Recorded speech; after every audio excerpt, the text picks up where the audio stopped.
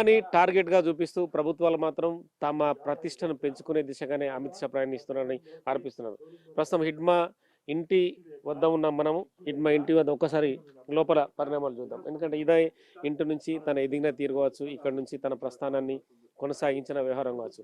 40 ఏళ్ల పాటు పార్టీలో ఎదురులేని వ్యక్తిగా గెరిల్లా ఆపరేషన్కి ఒక కేంద్ర బిందువుగా తను రంగంలోకి దిగాడంటే ఖచ్చితంగా ఏ పోలీస్ అయినా బలి కావాల్సిందే అన్న స్థితిలో మావోయిస్టు పార్టీని ఎక్కడో అంటే దాదాపుగా అంటే ఆకాశం శిఖరాన ఉంచిండనేది ఖచ్చితంగా చెప్పచ్చు. కానీ అదే మావోయిస్టు పార్టీ హిడ్మా పోలీసులు ఎదుట నేల కొరిగిన తర్వాత అందపాతాలనికి దారి స్థితికి వచ్చింది. సో మనం ఇంటి వద్ద చూస్తే కనుక వాళ్ళ ఇంట్లో కూడా ఇక్కడ చూడొచ్చు ఎంతటి పేదరికం ఉంటుందనేది కూడా మనం చూడొచ్చు. మనం పట్టణ ప్రాంతాల్లో కానీ గ్రామీణ ప్రాంతాల్లో చూస్తే మన ఇంట్లో ఆ వస్తువులు లేవు ఈ వస్తువులు అని చెప్పి ఎంతో గందరగోళానికి గురవుతుంటాం. కానీ వాళ్ళ ఇళ్లల్లో ఎటువంటి వస్తువులు ఉండయి, వాళ్ళు ఎక్కడ వేసినా అంటే మామూలుగా అన్నాన్ని వండుకున్న మిగతా పాత్రలు కావచ్చు అవన్నీ అక్కడ వేసి ఉంటారు. ఇంట్లో కూడా కోళ్ళు తిరుగుతున్న దృశ్యాలు మనం చూడవచ్చు. అంటే సాదా సీదా బతుకుల నుంచి ఖచ్చితంగా బతుకులు కానీ ఆదివాసీ గ్రామాలు గిరిజన గ్రామాలు అభివృద్ధి పథంలో ముందుకెళ్ళాలని చెప్పి హిడ్మా లాంటి బార్సా దేవ లాంటి ఎంతోమంది వ్యక్తులు ప్రయత్నం కొనసాగిస్తున్నారు. కానీ అదే హిడ్మా వీళ్ళకి ఖచ్చితంగా రేపటి భవిష్యత్తు కాలంలో ఆదర్శంగా నిలిచే అవకాశం కనిపిస్తుంది. ఎందుకంటే హిడ్మా అనే పేరు ఖచ్చితంగా వీళ్ళను డెవలప్మెంట్ దిశగా తీసుకెళ్లే అవకాశం కనిపిస్తుంది. అంటే హిడ్మా గురించి కొంచెం చెప్పండి, మీకున్న పరిచయ క్రమం కావచ్చు. మీరేమవుతారు, బావ అవుతారా? మాకి బావ అవుతాడు. మాకి ఇప్పుడు వచ్చి మాట్లాడింది లేదు. మాకి ఇప్పుడు ప్రజలు గురించి తిరుగుతున్నాడు, కానీ మా కోసం కాదు. అంటే పార్టీలకు పోయిన తర్వాత ఎప్పుడన్నా బయటకు వచ్చిన తర్వాత చుట్టుపక్కల ఏమైనా కలిసిండా దళంతో పాటు? కలవట్లేదు నాన్న, అసలు కలవట్లేదు. ఒకసారి 6 సంవత్సరాలు అవుతుంది కలిసింది కటిపిల్లలు పోయినప్పుడు. ఇప్పుడు మీరు ఏం పని చేస్తున్నారు, మీకు మంచిగా అనేస్తున్నదా, ఏమైనా మీరు మంచిగా బతుకుతున్నారా ఏంటా అదే అడిగిండు. అందరు ఇంటి కాడ మంచిగా ఉన్నారా లేరా? ఇంటికి అయితే రాలేదు. ఇంటికి రాలేదు. ఎక్కడ కలిసాడు? బయట కలిసిండు, అడవుల్లో కలిసాడు. బాగానే ఉన్నాడు అప్పుడు కలిసినప్పుడు? మీరు బాగానే ఉన్నాము, బాగానే ఉన్నాడు.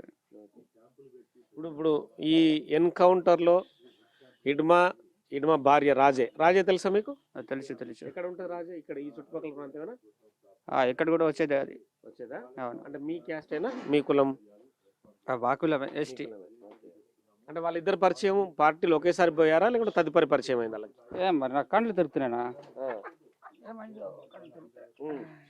సో మొత్తానికైతే ఇప్పుడు హిడ్మా ఎన్కౌంటర్ తర్వాత పోలీసులు ఏమంటారు ఇక్కడికి వచ్చి? హిడ్మా ఎన్కౌంటర్ అయిన పోలీసులు ఇక్కడ వచ్చి చెప్పట్లేరు ఇంకా.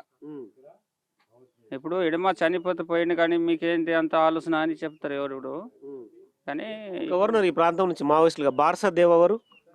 బార్సా దేవ ఇక్కడ కాదు, ఒయ్యిపారా. తెలుసా నీకు బార్సా దేవ? తెలుసు. హిడ్మా తర్వాత ఇప్పుడు ఆయనే గెరిల్లా నడిపించే పార్టీ అధినేతగా ఉన్నాడు. నాకేం తెలుసు, అలాంటి సంగతి మాకు తెలియదు కదా. మేము వాళ్ళకి కలవము. మమ్మల్ని నక్సలైట్లో మీ కుటుంబం నుంచి ఎవరైనా చేరారా? మా కుటుంబం నుంచి ఇంకా ఇక్కడ నుంచి మడవల దగ్గర నుంచి ఎవరు చేరట్లేదు.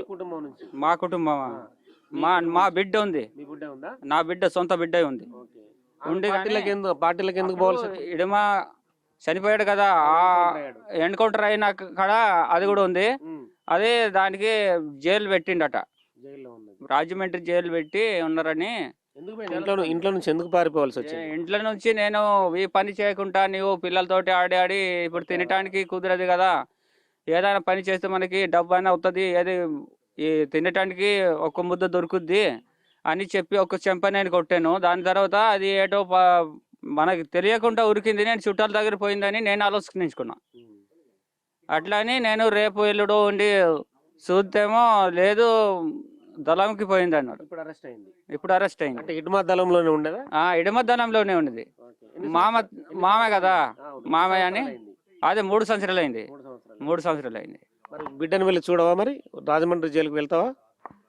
ఏం చేయాలి నాన్న, ఇప్పుడు ఎక్కడ తెలియకుండా మేము ఇప్పుడు సుఖమా మాది జైలు అయినా ఏదైనా దంతవాడ సుఖమా. పోలీసులు ఏమైనా చూపించారా? అంటే నీ బిడ్డను చూపిస్తానని చెప్పి తీసుకెళ్తా అంటున్నారా? లేదు చెప్పట్లేరు. మేము కాసేపు ఉండి అప్పుడు కానీ వెళ్తే మంచిగా అవుతుంది. ఇప్పుడు మంచిగా ఉందా లేదా ఇప్పుడు సంపర్కం ఉంది. ఇప్పుడు సిలిండర్ అయిన వాళ్ళు ఉన్నారు సారు, సిలిండర్ ఉండేటోళ్ళు మళ్ళీ చెప్తున్నారు ఏం కాదు నీ బిడ్డ ఉంది కానీ నువ్వంతా కంగారు పడకు, వస్తే వస్తావు కానీ ఇక్కడ కలిసి ఫోన్ చేసి రమ్మంటాడు. ఏ వయసులో హిడ్మా వెళ్ళాడు పార్టీకి ఇక్కడ నుంచి? ఈ వయసు వెళ్ళాడు కానీ మాకు అంత తెలియదు. 17 అట్లా 17, 18. ఎందుకు వెళ్ళాల్సి వచ్చిందని దానికి ఏం చెప్తారు కారణం? దానికి వాళ్ళు ఆడుకుంటాడనట్టు ఇప్పుడు దళం వచ్చి నేర్పిందిగా. ఇప్పుడు మనకి ఇలాంటి సమస్యలు ఉన్నాయి, మనము ఇట్లా ఉద్యోగం చేస్తేనే మనకి మంచిగా అనిపిస్తుంది. మనం ఇప్పుడు అడవి మన భూములు అన్ని సామ్రాజ్యవాదులు సమ్మతవాదులు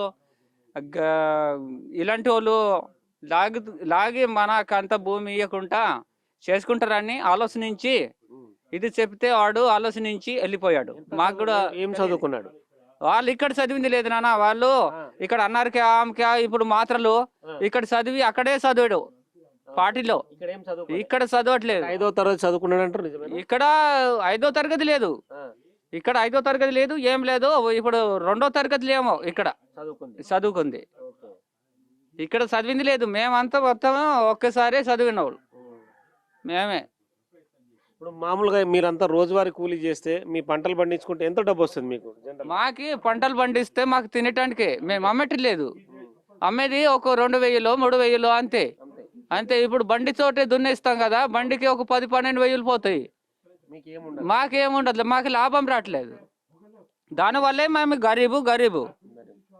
మాకు ఇప్పుడు పేద రైతు గోచిగుడ్డలు పెట్టుకొని ఈ భూములు సంపాదించారు మా తల్లిదండ్రి. ఇప్పుడు మేము ఇదొకటి అదొకటి చేసి ప్యాంట్లు చెడ్డలు ఈ నిక్కర్లు ఏంటి మేము పెట్టుకుంటున్నా. కానీ వాళ్ళకున్నావు గోపి? నేను కూడా వాళ్ళతోటి చదువుకున్నాను కానీ నేను 5వ చదువుకుంటున్నాను. నీ వయసు ఎంత ఇప్పుడు? నా వయసు ఇప్పుడు 40 నడుస్తుంది నాన్న, 40 నడుస్తుంది. సో మొత్తానికైతే ఎంత సీదా జీవితాలు అర్థం చేసుకోవచ్చు మనం. హిడ్మా సొంత అన్న ఎన్నో అన్న? మోయా ఎన్నో అన్న? 3వ అన్న. ఎంతమంది వీళ్ళు? అక్క చెల్లెలు అన్నదమ్ములు? 4 అన్నదమ్ములు. 4 అన్నదమ్ములు, 4 అక్క చెల్లెండ్లు ఉన్నారా? వాళ్ళంతా ఉన్నారా? వాళ్ళంతా ఉన్నారు. ఇప్పుడు 2 తమ్ముళ్ళు చనిపోయారు. ఈ మోయా ఉన్నాడు, ఇంకెవరు ఉన్నారు? ఇప్పుడు ఇడమ ఉండేడుగా, ఇడమ చనిపోయాడు. 3 మొత్తం అయ్యారు. ఈడొక్కడు. అక్క చెల్లెండ్లు 4 ఉన్నారు. సో మొత్తానికైతే హిడ్మా మామూలుగా మనం ఫోటోలు చూస్తున్నా వాళ్ళ అన్న మోయాని చూస్తే కనుక ఎంత డిఫరెన్స్ మనకు కనిపిస్తుంది. ఎంతో బక్క చిక్కిపోయి వాళ్ళ బ్రతుకు తెరువునే ఏదో సాదాసీదాగా చిన్న భూమిలో వరి పండించుకొని వచ్చే డబ్బులతో సాదాసీదా జీవనం కనిపిస్తారు. కనీసం వాళ్ళకి వేసుకోవడానికి కూడా బట్టలు కూడా సరిగా లేని స్థితి. ఖచ్చితంగా ప్రభుత్వాలు ఇవన్నిటిని కూడా అబ్జర్వ్ చేయాల్సిన అవసరం కనిపిస్తుంది. ఆదివాసీ గ్రామాలు కానీ గిరిజన బ్రతుకులు కానీ వాళ్ళ బతుకులు ఎనడం కోసం ప్రభుత్వాలపై పోరాటం చేస్తున్నా కూడా కానీ వాళ్ళ జీవితాలు ఇంకా కూడా మెరుగు కావాల్సిన అవసరం కనిపిస్తుంది. ఇప్పటికీ వీళ్ళ ఇంట్లకు కరెంటు లేదు. సాయంత్రం 6 అయితే చిమ్మ చీకటి. ఏదో కిరోసిన్ దీపంతో వాళ్ళు అదే దీపంలో వండుకోవాలి, అదే దీపంలో తినాలి. మనం మామూలుగా హైదరాబాద్ లాంటి పట్టణాల్లో ఉంటే కరెంటు లేకుంటే మనం తినేటప్పుడు కరెంటు పోతే మనం ఎంత గందరగోళానికి గురవుతుంటే మన పిల్లలు కరెంటు పోయింది ఎలా తినాలన్న బాధకు గురవుతారు. కానీ వీళ్ళందరూ అదే కరెంటు పోయిన స్థితిలో వాళ్ళు ఆ అన్నంలో పురుగులు పడ్డా ఇంకేది పడ్డా కూడా చూసుకోకుండానే వాళ్ళు అన్నం తింటుంటారు. అదే అన్నం కడుపులోకి వెళ్తుంది. మళ్ళీ తదుపరి వాళ్ళ బతుకును వెళ్ళదీసుకోవడం కోసం ఉదయమే లేచి పొలాల వెంట పరిగెడుతుంటారు.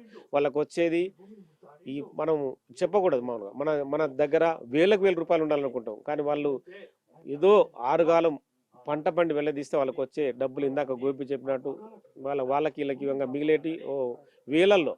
సో అవి కూడా వాళ్ళ పిల్లలకి బట్టలు కొనుక్కోవడం కోసం కావచ్చు, మిగతా వచ్చిన ధాన్యంతో బతుకు వెళ్ళడం కోసం ఉంటుంది. కానీ ఇప్పుడు పూవర్తి గ్రామం అయితే భారతదేశంలో ఒక మోటివేటెడ్ గ్రామంగా వెలుగుతుందని చెప్పి ఖచ్చితంగా వీళ్ళైతే చెప్తున్నారు. మరి వాళ్ళ ఆశల ప్రకారం ఖచ్చితంగా ఈ గ్రామం కూడా ముందుకెళ్ళాలని చెప్పి మనం కూడా ఆశిద్దాం. విత్ కెమెరామెన్ సంతోష్, పూవర్తి గ్రామం, సుక్మా జిల్లా, ఛత్తీస్గఢ్ రాష్ట్రం. Nagesh, big TV signing off. For more videos like this, subscribe Big TV channel.